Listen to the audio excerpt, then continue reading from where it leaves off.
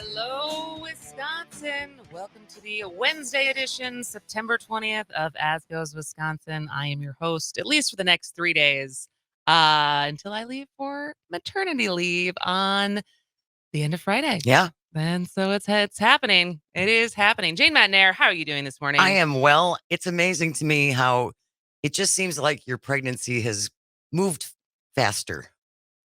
I'm sure it doesn't feel that way for you, but Well, I it's can't. funny because you were, I think I definitely told you before I told my mother because I wanted to tell my mother in person. So I think outside of Mike, I think you were the next person I told. So you've known the long. I'm so that makes me feel so special. And so so you've known the longest. So you've kind of, well, you have not been feeling it. You at least have known about it and dealt with it almost every day, every work day at least, since February. It just seems like it's gone so quickly. It really does. It does. This year went by really Yeah. fast. And then once you started showing, then all of a sudden it was like poof. I know. There she is.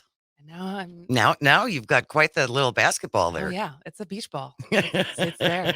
Greg Bach, how are you doing this morning? Well, I thought I was the second one to know. I don't. No, think I you were the wasn't. No, second I person wasn't. to know. It's fine. I'm doing well. It's a interesting day today. It's nice out, I guess, but it's fun. I'm feeling good, friends. Okay. All right. All right.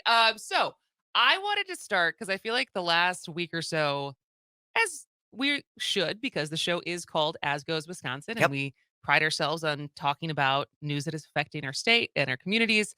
But every once in a while, we should also widen our scope and talk about the national things that are happening. Because, we're like 10 days away from a government shutdown, which we have not talked about at all because we've been a little distracted with internal Wisconsin politics. But yeah, the chance of a government shutdown is increasing after House negotiations failed yesterday. And so, Jane, you were catching up on this. Can you catch us up on what actually happened? This is a report from the Washington Post.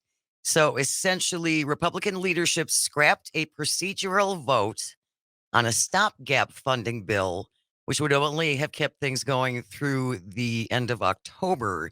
But again, the moderates and then the loony loons in the right can't agree on pretty much anything. Yeah, and so like the bill that they couldn't agree on, so the stopgap funding bill, was destined to fail in the Senate anyways. Anyway, yep. And it's basically these it's the same that we're kind of back to where we were in the spring with the funding bill. Right. And there's these five hard right Freedom Caucus members and their razor thin majority that has kind of created a house of cards. Well, and it's a house of McCarthy because he's the one who made this mess. He's the one who gave away everything to become speaker. And now he's beholden to all these people and trying to get everyone together and to agree on it is a mess of his own making. And so it's interesting because I would love to hear from people listening. How much have you been following the government shutdown? Or is this something that we kind of feels like, well, we've been here before. It'll be fine. It feels like, every couple of months there's some big crisis that needs negotiation and bipartisanship. And how much do you pay attention versus how much you just assume that it's going to get figured out? 844-967-2789. Because Greg, remind us what happens during a government shutdown. Several government-run programs cease to happen. They cease to work. And these are just a couple of examples of ones we know of. The Environmental and Food Inspection will shut down completely. National parks will shut down. So if there's a vacation happening and you want to go to Yellowstone, whoop. Now, air travel, though, will continue. TSA will have to work without pay. That will cause lines. It will cause problems with employment. Health and Human Services, Internal Revenues. I'm sure some people will be happy about that.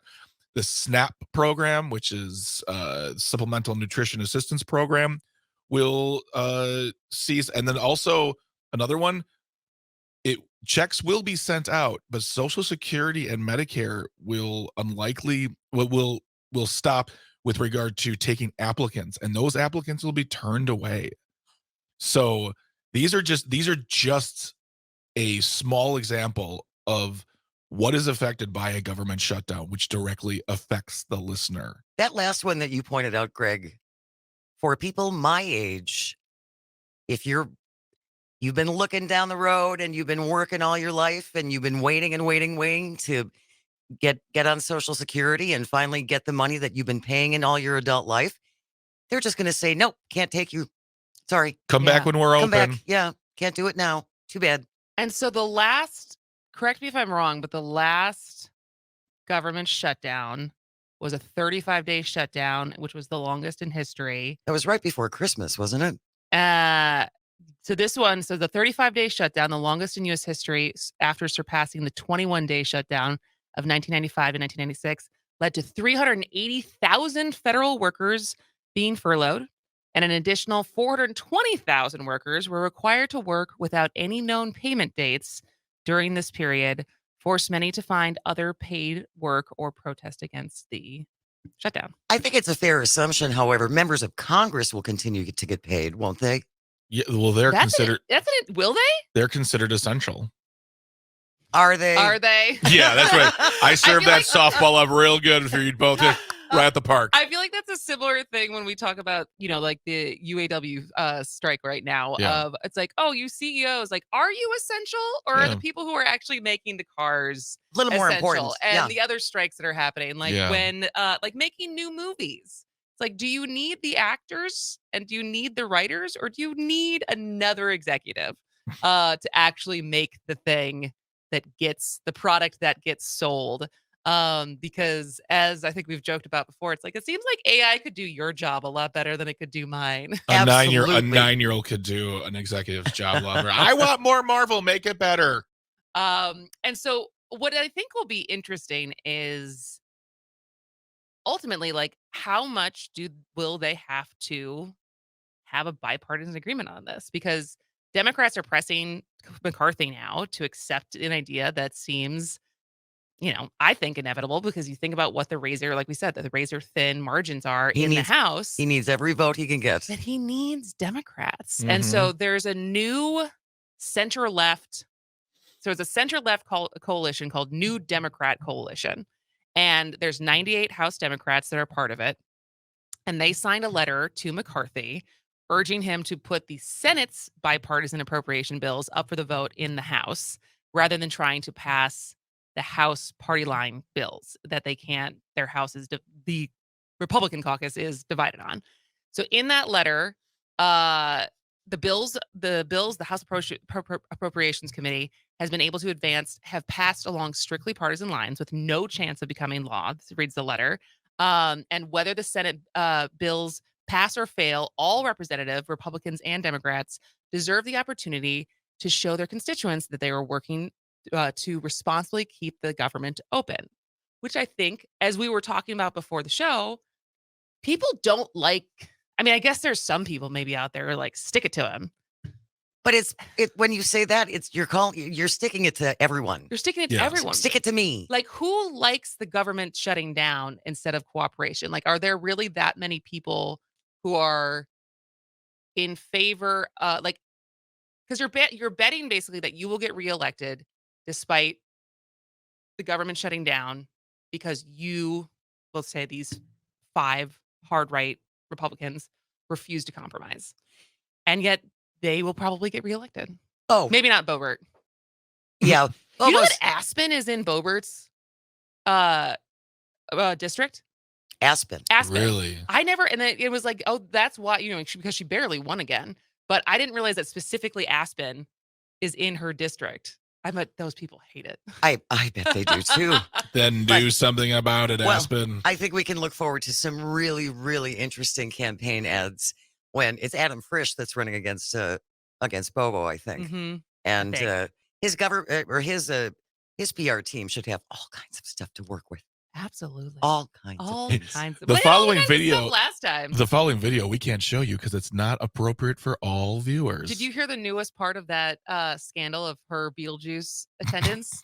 No. That her date owns a gay nightclub? Oh, yes. And hosts drag shows. Yes, and his drag shows.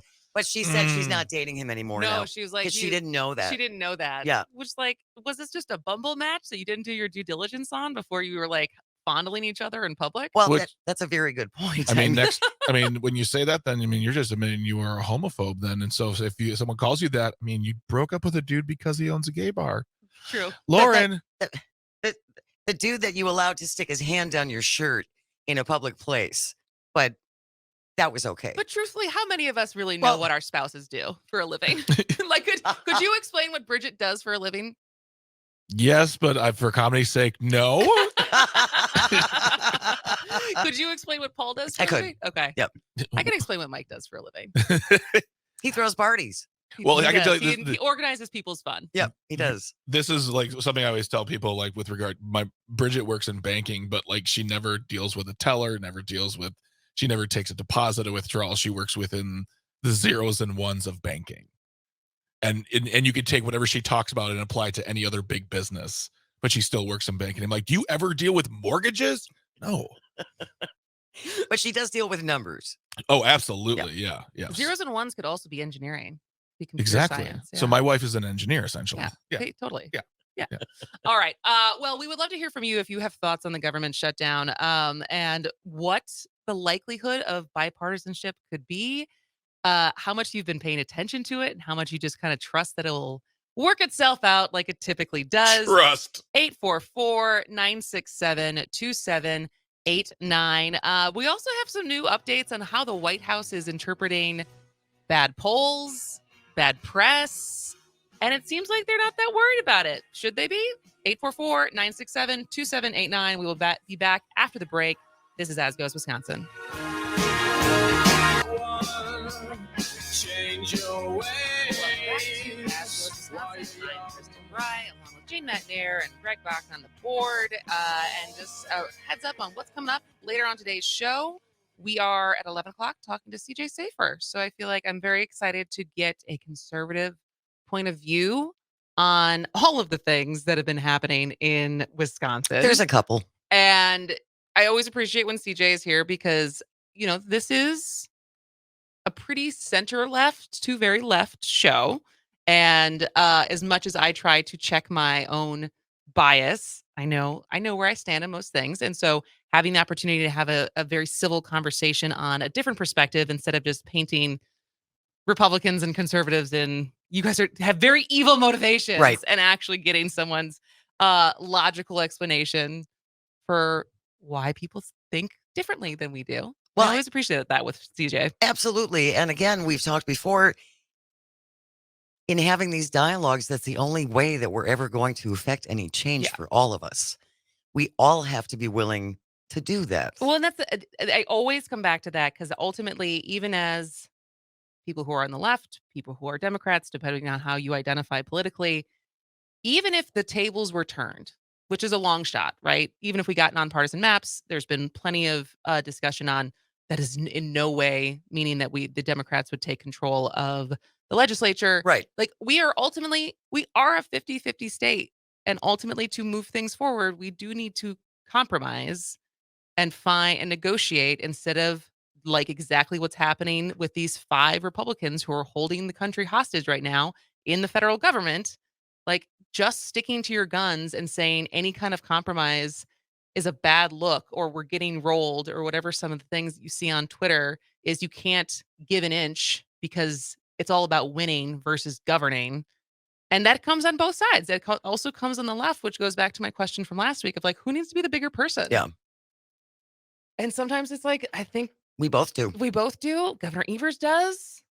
And even if he's gotten burned, like it ultimately, I think you got to keep trying, but I'm also not the governor. So what do I know? So CJ's going to be here at 11 and then 11:30. I'm really excited to have this conversation before I leave, but the importance of intergenerational friendships. Do you, no matter what age you are, do you have a friend or multiple friends in your life that are not necessarily your family or your kids, but a friend, like someone you rely on? Maybe you met them through work. Maybe you met them through a different group that is in a totally different generation than you. Someone who is 15 years plus, your senior, you're younger. And we're going to talk about a little bit the importance of that, specifically because I would say Jane has become one of my very best friends, and Oh, we have a pretty big age difference. we And do. so we would love to hear from you at 11:30 of your intergenerational friendships and what they've brought to your life. So that's coming up at 11:30. But right now, you had an update for us on what the last shutdown was over, right, Yeah. Jane? At the time, then President Trump conceded. This is when the government shutdown ended, the one that was for 35 days in 2018 to 2019. Trump conceded to mounting pressure to reopen the federal government, agreeing to a temporary funding measure allowing federal employees to return back to work. It did not include the billions and billions of dollars in border wall funding he demanded for the entire month of that shutdown. Got it. So they shut it down. Nearly 1 million federal employees went for 35 days without getting paid, and he got nothing out of it. And that's why this just never works Works out out. well. It doesn't. And maybe for the general public, it's in the transom of their brains because if you don't go to a national park, it doesn't affect you, if you're not directly impacted by it. But I would think those nearly 1 million federal employees will remember Oh, yeah. Oh, yeah. Absolutely. and how that upended their lives. And speaking of the lives of our service members and all of their promotions being on hold because of one senator Yeah, who was a football coach. I know. Tommy. Tommy Tuberville. Well, and it was interesting because that was as we were kicking this around this morning. It's the question of like, should 5 people be able to hold the government hostage? Should one person be able to hold these appointments hostage? And the answer is obviously no. Like, Right. even if you agree with what the stance is, I mean, because for Tommy Tuberville, this has all been about the new term, which Oh, is I just know. so degrading. And offensive. Abortion tourism. Abortion tourism. And to bring that into national security and the holding up appointments of our military over that issue, and it's just one guy. Yep. And ostensibly he lives in Alabama, although reports are that he actually lives in Florida. Yeah. There's a lot of military people in Alabama. Mm-hmm. Again, this seems like a bad long-term plan, Tom. I know. I got a couple texts from the 262. Keep in mind that some people, namely some irresponsible MAGA Republicans, just want to watch the world burn. That's why they elected Trump. And that's what makes them think that a government shutdown is just fine. All right. Oh, good. Another one? And John from the Falls, good morning, everybody. No rational person that wants democracy to continue and keep enjoying the life that they have wants the government to shut down. However, there comes a point where you have to stand up to the bully. If we give into these clowns now, it will just happen again and again and again. P.S. Sorry to all the clowns out there I may have offended with this remark. They deserve better than that. You can always call us. You can always text us at 844-967-2789 or leave a comment on the live stream, too, if you're watching the live stream. Absolutely. All right. Well, when we come back from this next break, we're going to talk a little bit about President Biden and the very cool nature that they seem to be taking as far as they are not worried. Chill out, bedwetters. Chill. And then we also have thoughts on a subplot story about Tim Scott. Oh, I love this story. And his single status and how that might be a bigger problem than any of his other demographic profiling when it comes to the Republican Party and Republican donors specifically. So stay tuned. This is As Goes Wisconsin. We'll be back in a minute. Welcome back to As Goes Wisconsin. I'm Kristen Bry. We've got Jane Madnair, Greg Fox. Super fun Hump Day Wednesday. And Jane, you were going to tell us, give us a little update on one of the sports tonight? Oh, I thought you said, never mind. Okay. Not never mind. Folks, if you could see Jane's face right now, it is absolutely hilarious. Just deer in headlights. Okay, now tonight, Kristen Bry, the Brewers and the at Cardinals at 6:45, and you can catch that fabulous game by our leading Brewers, I believe, Yeah.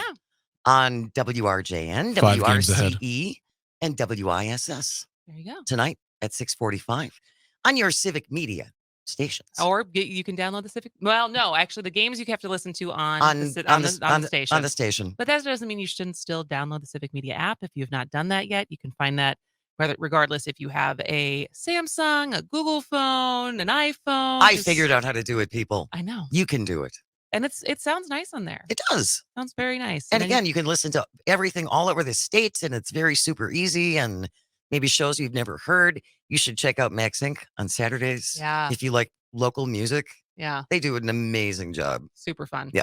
All right. So I saw this morning in Axios, and one headline in the newsletter was Biden's White House to worried Democrats, or was it bedwetters chill? But yes, Biden's team tells nervous Democrats just chill. So last week was not a great week for President Biden. The not only are they indict Hunter, they also there's the impeachment inquiries that are happening. There's an immigration crisis. There's always his age. There's an economy that, despite a lot of indicators, voters don't love. There's an auto strike that's testing his loyalty to the workers and unions, unions. especially because Trump's showing up at the picket lines. And there's also his polling. There was a new poll last week that shows that Trump is ahead by 1 point, that voters prefer Trump despite everything, 50% to 49%. And so there's a lot that I think. I mean, I was listening to Todd's show yesterday, and he had another, now I'm blanking on his name, but another Lincoln Project former Republican on there. And they were talking like the very, very real reality of Trump getting reelected. Because of our electoral college, it's not like he'll never win the popular vote. Right. That's not what we're talking about, but it doesn't have to. No, he As we doesn't. know all too well, is the fact that he needs, I mean, basically, was they saying, I forgot if they were saying if it was 2016 or 2020, where across 3 states, it basically went to 45,000 people. Our state being one of them. Right. Right. Isn't And that so shocking? it's not a lot of people in a lot of states that have to like Trump more than Biden. And so it's like yes, I think there are a lot of people who are worried. And specifically last week, there was a Washington Post David Ignatius, who is apparently one of Biden's favorite columnists, who wrote, quote, President Biden should not run again for 2024. And that dropped in that bad week of Hunter Biden's indictment, Trump's impeachment inquiry. And yet the White House is not worried. Take a chill pill up, dudes. They're It's not cool. worried. And specifically, they point to the fact that, there are pundits and media who have always discounted Biden, going back to the 2020 primaries, where people after New Hampshire thought he was dead in the water, and then he came back and won South Carolina, and then it was basically just over. And even last year, think about how many people were wrong going into the November election and the red wave that wasn't. And we are very, very far from any kind of conclusion on abortion in this state or nationally. And so that's certainly still going to be an issue next year, especially because it seems like Mr. Pristall, when the Supreme Court hears that case and potentially takes away the abortion pill from states where it is legal to get an abortion, that could really throw a wrench in those plans. And so between democracy and abortion, the White House isn't worried. That's really interesting. But should they be? 844-967-2789. Do you think the White House should show a little bit more concern than apparently they are as far as Biden's electability? Because we love that word. 844-967-2789. What do you think? Well, I just wonder about the accuracy of polls. It just always makes me go, really? What are you talking to? 22 people? I mean, and we're so far away yet. Oh, yeah. We're a year, and a little over a year away, but that's a long time. And a lot of things can happen before then. And don't forget, if Hunter Biden is found guilty, then good, send him away. I don't have a problem with that. And I think most Democrats don't have a problem with that. I don't think there's anyone who's really standing up for Hunter. I don't know any Democrat that's really defending Hunter Biden and what he has or hasn't done. Right. I mean, what they point out is he's not running for president. Exactly. And he was never in elected office. Yes. And so, and in the or meantime, held any position like Jared Kushner did. for which he was completely unqualified and still got $2 billion from the Saudis. Huh. Must But be that's nice. fine. That deal was all above board and everybody knew, so that was fine. Um, and we got the former guy who's facing 91 counts. And if he keeps opening his mouth, which he apparently cannot stop Not do. talking, yes. Um, Judge Chutkan is going to have to really slap him with a gag order or something, and she could just move up the trial, Yeah. whoosh, and that could change a lot of things. And especially isn't the one in Atlanta the one that will be televised? Because Yes. at least one Yeah, of them is going to the be federal one will not. won't So the be one in DC will not, but the one in Atlanta in will Atlanta be, will be, which will and be a circus. it will be a circus. But I also think that could be very, very impactful. Yeah. It could be for for those who are not hardcore MAGA, because again, he could set an infant on fire on a altar at a church, and hardcore MAGA would say, "Well, that's what he does." It's bad when everyone else does it, but But when he does it, he did it's it, and fine. so he's forgiven.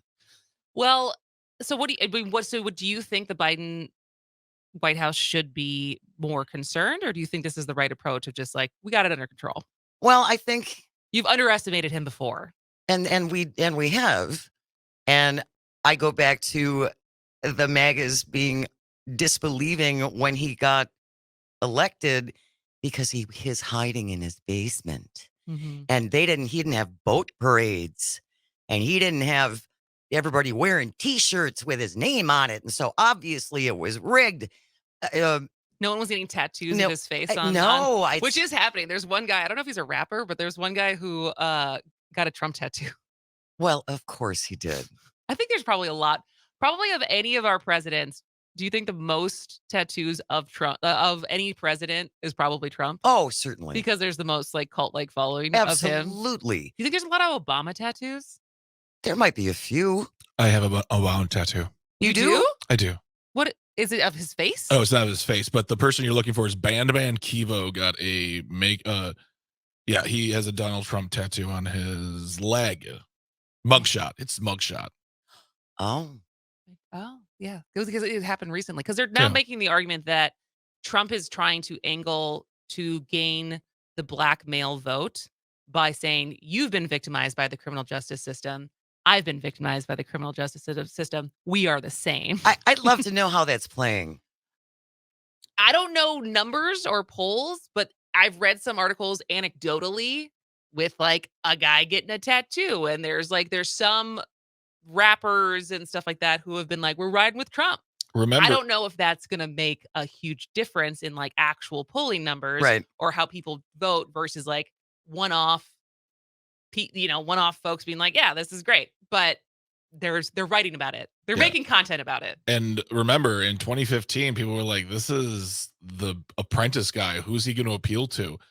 He appealed to the exact people that he makes fun of all the time, and they follow him around like he is sent from God. So don't underestimate his ability to work that weirdo magic on people, especially people who are like, "I'll get a Trump tattoo on my leg. That sounds like a grand idea." Well, and I still, and I know that Earl has talked about this. Earl Ingram has talked about this on his show. When you talk to Trump supporters and ask them to lay out his accomplishments, they're very general things. There's nothing specific because he didn't really pass any policies except for tax cuts for wealthy and the corporations. He deregulated a bunch of He stuff. There's deregged a bunch of EPA, stuff. like Yes, and environmental yes, stuff. but as he never built the wall, guys. Sorry, he really didn't. It's true. It's true.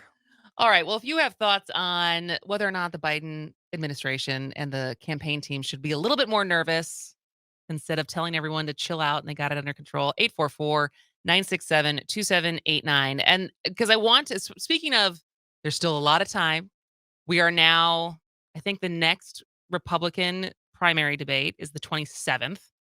Is it in Michigan? I don't know where it is. But the it's like I feel like we just had the one in Wisconsin, but that's coming up, and so that has died down some. But one of the storylines that has come out as far as the candidates, the primary candidates, all of whom are still polling basically under 2%. 10%, under 10%. I think the last one I saw, it was still barely Ron DeSantis ahead, and then Ramaswamy at like 8 and Haley at 6 or 7 and everyone else below. So Tim Scott not polling great, but still in the race. And this is more of like a bigger question because this was a story that came out last week a little bit more. And for people who Tim Scott, only black senator, evangelical Christian, unmarried at 57, uh, talks about the fact that he lost his virginity sometime between being 30 and 46, which is very long. It's a pretty big range to get to throw out publicly, but it's no one's business. No, But it's not. he has talked about that he was for a long time was trying to save himself for marriage. Um, he said he has a girlfriend. Does she live in Canada Yeah, I know. and no one's met And her yet? that's just the obvious joke. He met right? her at camp. And it's long distance. And so that is the obvious joke, but because like there's not a lot of proof that this girlfriend exists, but he also, which I totally understand, is like I don't want to like bring her into the fold if I'm not going to marry her. And he's like I think he said in this he's like I want to I that's looking like where this could go, but it's still a recent they've been dating for like a year. He's like I don't want to throw her in the national limelight unless I'm serious, which I think is a respectable answer, I agree. but it's affecting his fundraising Because he's single. because he's unmarried.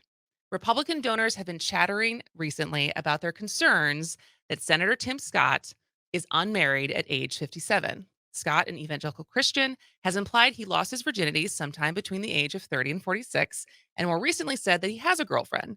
Now we're hearing that people are skeptical that Scott's purported girlfriend exists, but it's affecting his ability to raise money because there's Republican donors who are like, this doesn't add up. And what my question is, one, if he was white and unmarried, would that change anything? No, because we have Lindsey Graham. But he's not running for president. Still, we look at Glenn Grothman, our very own Glenn Grothman. Single, never married. So, and then but I don't, but who's ever been unmarried that's run for president? I, well, James Buchanan. Okay, is that it? I think so, yeah. So I just think this is interesting as far as how much does being unmarried actually matter when you're running for president? 844-967-2789. We will keep this conversation going on the other side of the break. This is As Goes Wisconsin.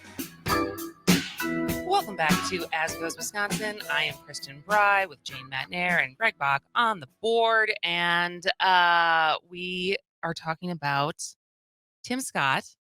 And maybe he was a long shot anyways, and that's why this story hasn't gotten more traction. But I still think it's an interesting identity politics question because basically there was a Washington Post story that was talking about Scott's romantic pursuits, and they aren't so much a scandal so much as they are a mystery, and the possible liability in the Republican primary where there's a lot of evangelical voters in Iowa, and he is an evangelical Christian, but they also value marriage and children. And so, does his unmarried status create a problem? And apparently, to some donors, they say yes.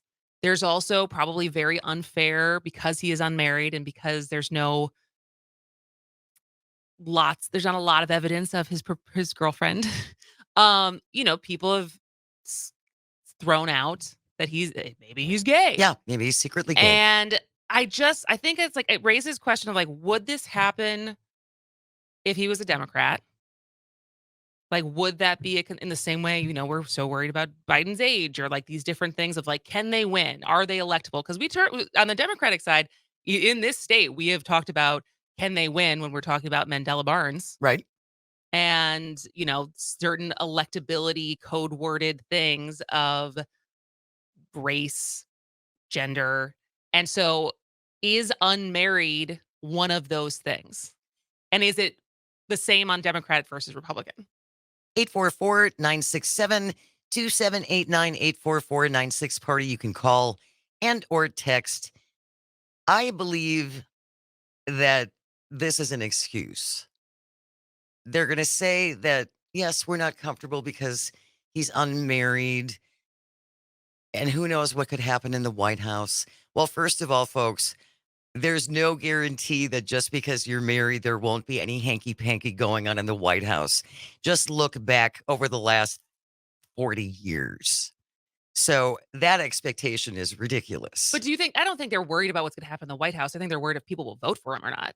because he's unmarried. But Yeah. again, the implication being what? That he's a hound dog, that he's going to be That hitting on he's not a wife man, like, in the but same way Pence and Ron DeSantis are, like, wife guys wife He guys. doesn't hold our family who values. talk about their wives and there's, like, a value on being I wonder how much it's, like, exactly what we were talking about yesterday of, like, once you have a family, you get it.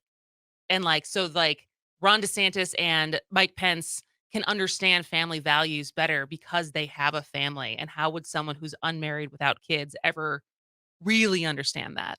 I still think it's an excuse, and they don't want to vote for him because he's black, and they can't say that out loud. And he said that out loud. I do. I think it's a convenient. We can't say we don't want to vote for the black guy. So let's say his unmarried status makes me uncomfortable. Let's say that. But if that is really it, then it said it basically is the same thing on the Democratic side. And while there are certainly way more, I mean, like we said, he's the only black senator, only black Republican senator, sorry. That electability thing is certainly used a lot in Democratic circles and Democratic races. That is a veiled word for race. Yeah. So if that holds true, and it's not really about being unmarried or married, is either side any better? We would know if Cory Booker ran for president. Again, Yeah. well, he was unmarried. He still is, doesn't he? Yeah. Yeah. At least, I mean, at least he admitted who his girlfriend was because she was famous Yeah. at the time. I don't think they're together anymore, No, though. they broke up soon after that came out anyways. But It- still, I mean, if he ran for president, like, and mounted a serious challenge, would that be a case? I don't know. That looking back at that, was that issue ever raised when he was running in 2020? It certainly wasn't the point where I saw articles saying that donors weren't going to donate to him using such a I totally forgot about Cory Booker until you just said that. That's what I'm here for, baby. Weird But facts. that's a good point. And he also, I mean, I like Cory Booker, but he also kind of has an ethos of Tibbs, like his really over the top niceness and genuine, like, oh God, you're kind of a nerd. Like, calm down a little bit. Him and Tim Scott have He's done a got lot no of edge. him and Tim Scott have done a lot of press together, talking as two black men who are senators who have certain values, who disagree on certain things, but they can come together. And it's interesting discussions. Like, Cory Booker can be kind of like outgoingly dorkish. Oh, totally. But when you listen to him talk about the job and what he thinks he should be doing, he's amazing. And when you listen to those two talk together, it's almost like all the noise is turned off, and you're like, yeah, this is like two people who disagree talking, and everything we talk about as far as compromise and working together, this is it. But then they go to work, and then That's an interesting. I've never thought about that parallel before today, but I think it's an actually really strong one of those two together and their dorkiness. I'd listen but to their that podcast. genuine dorkiness. Yeah. Now that's a title for a podcast. There you go. Genuine dorkiness. I like that. Well, the last thing I wanted to touch on before we take a break for the first hour and come back with CJ Safer at the top of the next hour. Any thoughts on the wardrobe changes that are about to happen in the Senate? Big deal? Not a big deal? Is decorum dead? Well, is this all just because of Fetterman not wanting to wear a suit? pretty much. I think so. That's all I can imagine. Thank God it's not in the house, because I can only imagine what Bobo would wear. Yeah. I mean, yeah. So, and I don't see Feinstein or Well, Feinstein's not dressing herself anyway, so it's fine. Ooh. I said it. I Yeah. said it. Don't, Yeah, that's usually something I say. you and were all thinking it. But quite frankly, and I'm all about comfort, and I've been in radio all my life, and we dress like slobs, which I love this aspect of our job.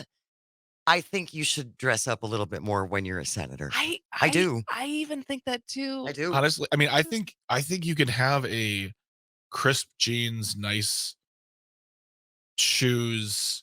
Like you could have a casual, like you see all these guys running around with their button-down shirts and those vests. Let them wear those. And women, I don't know. I'm not going to tell a woman what she can and can't wear.